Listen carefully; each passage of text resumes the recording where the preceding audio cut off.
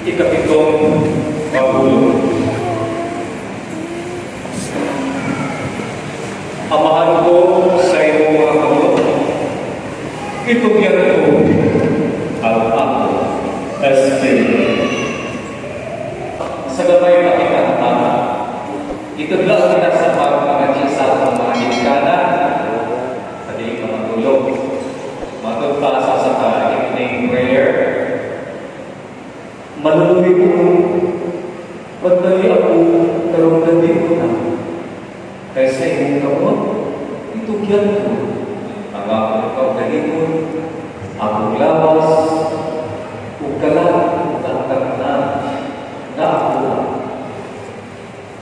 Hindi mo ang pagkako, sama sa katapusang tulong ni Jesus, ikuha sa Salmo, Kapitulo 31, versikulo 5. Kininaghatag ka nato, kulambay sa kamatayo sa atong Ginoo.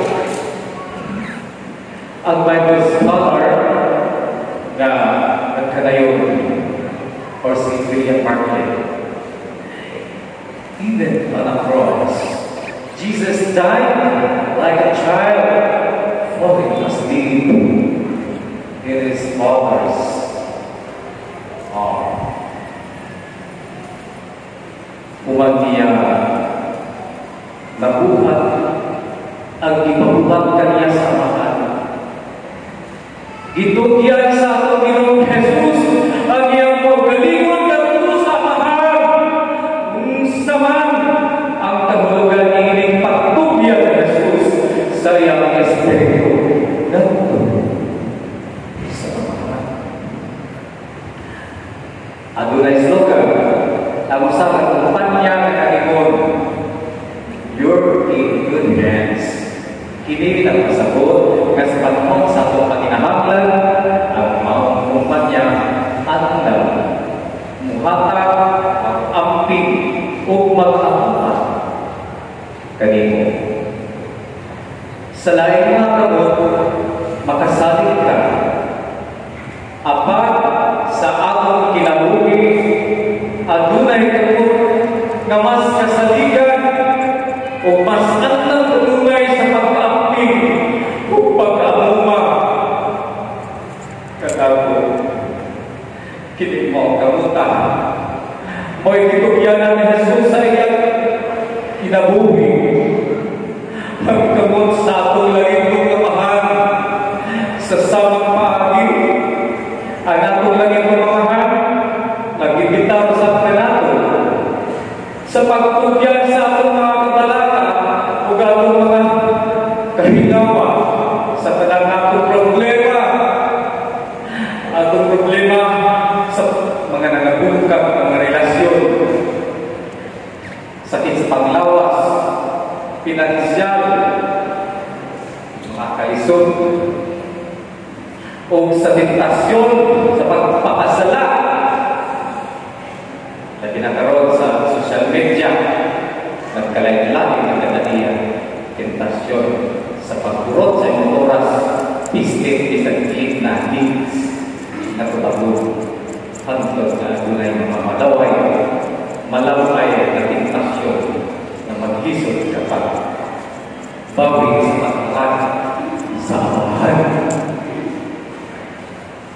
Nagto sa tamot samahan sama sa Ginoong Jesus, atong katunan ang pagtugyan sa atong kaugalingon ngadto sa mas tigo o mas siguro nga kamot sa atong langit nga amahan.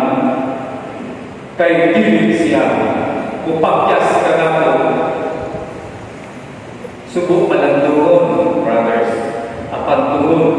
Tinuod nga ang uban ka nato, naglisod pagtugyan sa ilang kaugalingon ngadto sa amahan.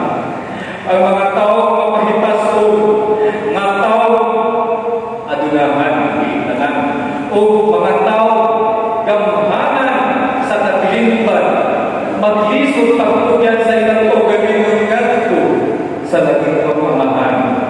Maglisod sila sa patingon, Ginoo, ikaw na ang bahala. O Ginoo, wala akong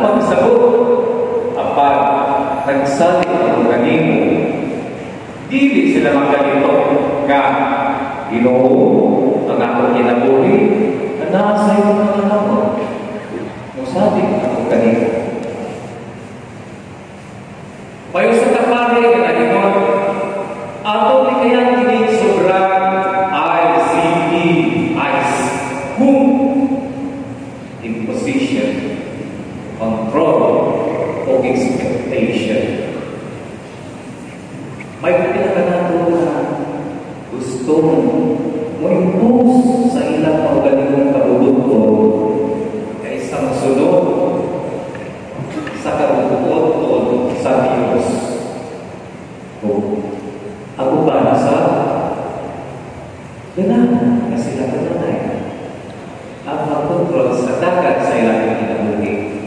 At kung ini, wala tayong lugar ang Diyos sa ilang kinabuhi.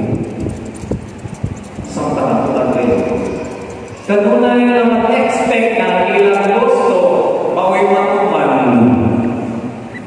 Agang Panginoong Jesus, nagtudlog na nato ganong kita hindi sa pagkaniya nga makain at tigong matahan sa atong kinabuhi at usapangan. Kinahanglan ng biotika o kinabuhi diha sa matagulay pagsalig sa Diyos pagpapa. Let go!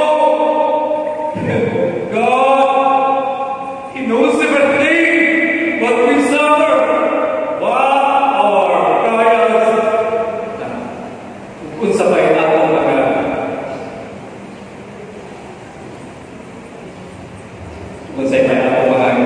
pinagdaanan. Una sa katunsaman, ang mga konkreto atong mabuhat aron kita utubo diha sa pagsalig sa Dios. Una, musalig kita sa Dios. Bisan diha sa mga isulod nga sitwasyon sa atong kinabuhi. Tungod kay siya, atong kamahal si Jesus mismo nagsulti. Wala ka dahil ako mahibalo nga at hinigay ako sa balay sa atong kamahal. Lucas kapitulo 2 versikulo 49. Samtang nakitay siya sa krus, siya ngayon, Diyos ko, gano'n ibigay ako. Sa Marcos, kapitulo 15, versikulo 31. Ang Panginoong Jesus, naghatag ka nato, paligtingan, nga sa naghantas siya sa kasakit, dito sa krus, misinggit o misapit siya, o abahan ko, aron pagtugian sa iyang magalingon, ngadto sa iyang matag. Bigla,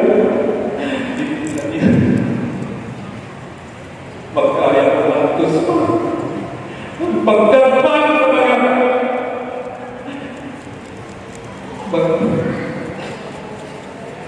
tampalasan hindi sa atong modernong kalibutan sa atong silikan. Suod o mga ako na nasa langyaw na lugar atong antoso kaya ang atong espiritu sa pagpaubos ng natansasan at umagpatuloy kaniya. Ito yan ko ang atong espiritu despite all these struggles. Sa samang paagi kita usap kinahanglan muntugyan ug musalig sa atong mamahan sa panahon sa mga malisod o paghadlok ng mga pagsulay. Gigon nga tao may law nga pagsabot sa iyang pagka-Kristiyano ana sa pagkaamgo nga siya anak sa Dios. Kung nga ang Diyos iyang mahal, kung atong sundon ang itudlo ka nato ng Jesus, siya magtudlo ka nato nga atong Diyos. O usa ka amahan. Kung ang Diyos ato amahan, kini nagpasabot alam kanato og tulo kabutang, autoridad, gugma o panagtupan. Kung ang Diyos na amahan, siya adunay autoridad, mao nga si Jesus, magmatinuman kaniya. Si Jesus, ingon nga siya, diyan hinaron, pagtuman sa kamatutunan sa amahan. Kung ang Diyos ato amahan, na siya adunay, nahigugma ka nato sa amahan, nahigugma sa iyang mga pinalagang anak, nahigugma sa amahan. Kung ang Diyos ato amahan, siya kanunay matubad ka nato sa mga si Jesus, wala maging usara tungkol kay ang Diyos amahan kanunay nagubad ka nato. Kita nga sinabog nga anak sa Diyos amahan, agay balingkawog sa pagtuman sa iyang kabutol o balingkawog pagpabiling kanunay na mahimusa diha sa gugma. Kung ato kinikuyan nakakalaw, kita dili maglisod sa pagsalig sa Dios nga atong amahan tungod kay magugma salig yaman kita sa atong dahilan. We trust what we really know. Busa. Kung makailan kita sa Diyos amahan, mausali kita kaniya sa tanang higayon. Mayo na tana kita sa pagdalingon sa Lord. Ingon ba ni Ana, kalaw ang pagkailan sa Diyos amahan? Bisan sa panahon sa pagsulay, musalin ako kanimo amahan. Ikaduha, aron magtubok kita diha sa pagsalig sa Diyos amahan, atong gitugyan ang tanang ngadto kaniya diha sa atong pag-ampo. Kanunay pag-ampo. Nakita nato si Jesus na usa ka maampo ng tao, bisan di na sa kinahanglan pag-ampo, apan iyang makita ka nato ang iyang higpit pagsalig sa Diyos amahan sa makanunay niyang pag-ampo. Ang pag-ampo sa pagpadayag sa pagsalig sa samang paagi diha sa pag-ampo ato sa amahan, atong ipadayag kaniya ang ato mga panginahanglan tungod kay bisan kita sa iyang kaluoy. Ang ngayon natong minumduman na ang tao dili mag-ampo matakadlaw, maglisod sa pag-ampo bisan doon ang iyang tinatuhi nag-uhaw na sa kamatayon. Inumdumin nga ang usa ka kabuhan sa gilid sa krus ni Jesus, imbes nga mag-ampo siya diha sa iyang kalisod, nagpunay na niyo pagsuko o pagpasumangil sa ubang tao. Busa, ang ngayon nato ipangutana sa atong kaugalingon karon.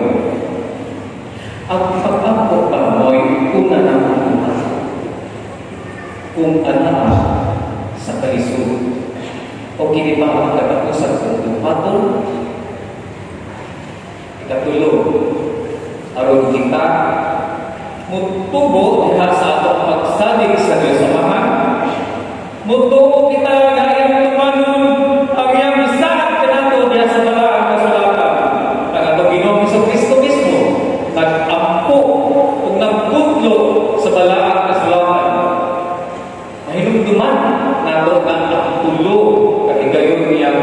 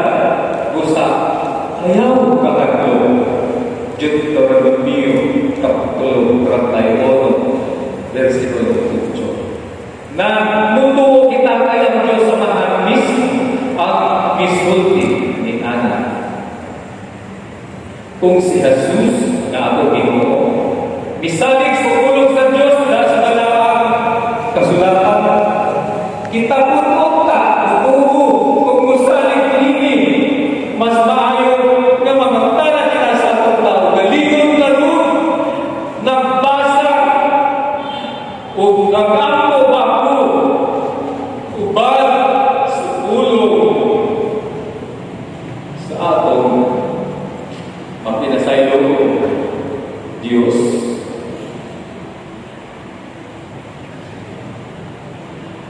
Atong kanikamutang pag-uyo, kung maayong kinabuting diha sa makakanunayong